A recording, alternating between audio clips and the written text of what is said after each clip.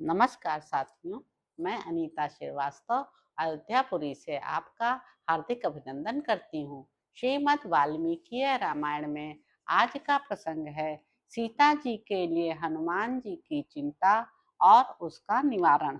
वानर वीर हनुमान जी ने जब देखा कि सारी लंकापुरी जल रही है, वहां के निवासियों पर त्रास छा गया है और राक्षस गण अत्यंत भयभीत हो गए हैं, तब उनके मन में सीता के दग्ध होने की आशंका से बड़ी चिंता हुई।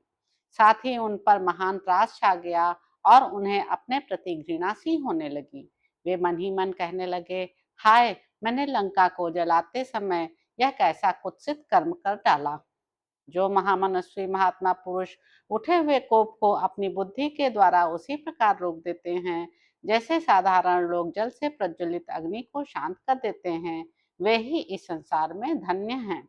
क्रोध से भर जाने पर कौन पुरुष पाप नहीं करता। क्रोध के वशीभूत हुआ मनुष्य गुरुजनों की हत्या भी कर सकता है। क्रोधी मानव साधु पुरुषों पर भी कटु वचनों द्वारा आक्षेप करने लगता है। अधिक कुपित हुआ मनुष्य कभी इस बात पर विचार नहीं करता कि मुंह से क्या कहना चाहिए और क्या नहीं। क्रोधी के लिए कोई ऐसा बुरा काम नहीं जिसे वह न कर सके, और कोई ऐसी बुरी बात नहीं जिसे वह मुंह से न निकाल सके। जो हृदय में उत्पन्न हुए क्रोध को क्षमा के द्वारा उसी तरह निकाल देता है जैसे सांप अपनी पुरानी केचुल को छोड़ देता है, वही पुरुष कहलाता है। मेरी बुद्धि बड़ी खोटी है, मैं निर्लज और महान पापाचारी हूँ। मैंने सीता की रक्षा का कोई विचार न करके लंका में आग लगा दी और इस तरह अपने स्वामी की ही हत्या कर डाली।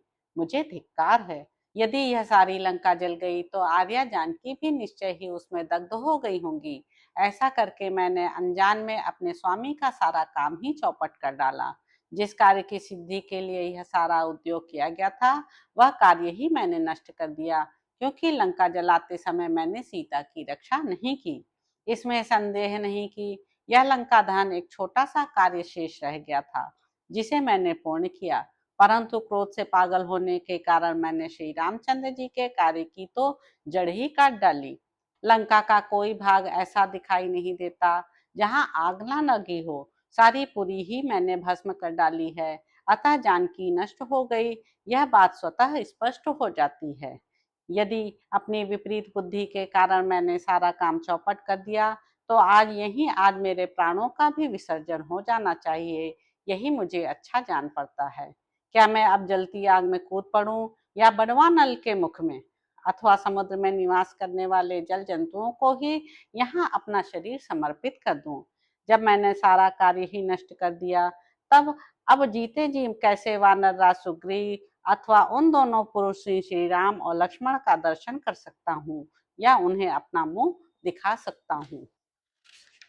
मैंने रोष के दोष से तीनों लोकों में विख्यात इस वानरोचित चपलता का ही यहाँ प्रदर्शन किया है। यह राजस भाव कार्य साधन में असमर्थ और अव्यवस्थित है, इसे धिक्कार है, क्योंकि इस रजोगुण मूलक क्रोध के ही कारण समर्थ होते हुए भी मैंने सीता की रक्षा नहीं की। सीता के नष्ट हो जाने से वे दोनों भाई श्री राम और लक्ष्मण भी नष्ट हो जाएंगे। उन दोनों का नाश होने पर बंधु बांधवों सहित सुग्रीव भी जीवित नहीं रहेंगे। फिर इस समाचार को सुन लेने पर भातृवत्सल धर्मात्मा भरत और शत्रुघ्न भी कैसे जीवन धारण कर सकेंगे। इस प्रकार धर्मनिष्ठ इक्ष्वाकु वंश के नष्ट हो जाने पर सारी प्रजा भी शोक संताप से पीड़ित हो जाएगी, इसमें संशय नहीं है। अतः सीता की रक्षा न करने के कारण मैंने धर्म और अर्थ के संग्रह को नष्ट कर दिया। अतः मैं बड़ा भाग्यहीन हूँ। मेरा हृदय रोष दोष के वशीभूत हो गया है, इसलिए मैं अवश्य ही समस्त लोक का विनाशक हो गया हूँ। मुझे संपूर्ण जगत के विनाश के पाप का भागी होना पड़ेगा। इस प्रकार चिंता में पड़े हुए हनुमान जी को कई शुभ शकुन दिखाई पड़े, जिनके अच्छे फलों का वे पहले भी प्रत्यक्ष अनुभव कर चुके थे।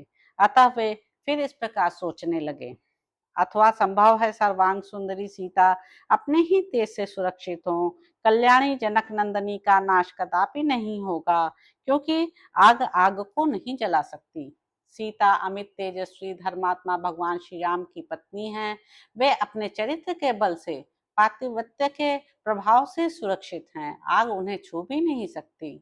अवश्य श्री राम के प्रभाव तथा विदेह नंदिनी सीता के पुण्य बल से ही यह दाहक अग्नि मुझे नहीं जला सकी है। फिर जो भरत आदि तीनों भाइयों की आराध्य देवी और श्री रामचंद्र जी की हृदय बल्लभा हैं, वे आग से कैसे नष्ट हो सकेंगी? यह दाहक एवं अविनाशी अग्नि सर्वत्र अपना प्रभाव रखती है, सबको जला सकती है, तो भी यह जिनके प्रभाव से मेरी पूछ को नहीं जला पाती है, उन्हीं साक्षात माता जानकी को कैसे जला सकेगी? उस समय हनुमान जी ने महाविस्मित होकर पुनः उस घटना को स्मरण किया, जबकि समुद्र के जल में उन्हें मैनाक पर्वत का दर्शन हुआ था। वे सोचने लगे, तपस्या, सत्य भाषण तथा पति में अनन्य भक्ति के कारण आर्या सीता ही अग्नि को जला सकती हैं, आग उन्हें नहीं जला सकती। इस प्रकार भगवती सीता की धर्म परायणता का विचार करते हुए हनुमान जी ने वहां महात्मा चारणों के मुख से निकली हुई ये बातें सुनी। अहो, हनुमान जी ने राक्षसों के घर में दुस्सह एवं भयंकर आग लगाकर बड़ा ही अद्भुत और दुष्कर कार्य किया है। घर से भागे हुए राक्षसों, स्त्रियों, बालकों और वृद्धों से भरी हुई सारी लंका जन कोलाहल से परिपूर्ण हो चीत्कार करती हुई सी जान पड़ती है। पर्वत की कंदराओं, अटारियों पर कोटों और नगरों के फाटकों सहित यह सारी लंका नगरी दग्ध हो गई, परंतु सीता पर आंच नहीं आई। यह हमारे लिए बड़ी अद्भुत और आश्चर्य की बात है। हनुमान जी ने जब चारणों के कहे हुए ये अमृत के समान मधुर वचन सुने, तब उनके हृदय में तत्काल हर्षोल्लास छा गया। अनेक बार के प्रत्यक्ष अनुभव किए हुए शुभ शकुनों, महान गुणदायक कारणों तथा चारणों के कहे हुए पूर्वोक्त वचनों द्वारा सीता के जीवित होने का निश्चय करके हनुमान जी के मन में बड़ी प्रसन्नता हुई। राजकुमारी सीता को कोई क्षति नहीं पहुंची है, यह जानकर कपिवर हनुमान जी ने अपना संपूर्ण मनोरथ सफल समझा और पुनः उनका प्रत्यक्ष दर्शन करके लौट जाने का विचार किया। तो इस प्रकार साथियों, सुंदर कांड में निहित 55वां सर्ग यहाँ पर समाप्त होता है। इसके अगले अंक में आप जानेंगे कि हनुमान जी का पुनः सीता जी से मिलकर लौटना और समुद्र को लांघना। तो अब आपसे अगले अंक में मुलाकात होगी। मेरे YouTube चैनल संवाद विद अनीता को लाइक करें, शेयर करें, सब्सक्राइब करें। धन्यवाद साथियों।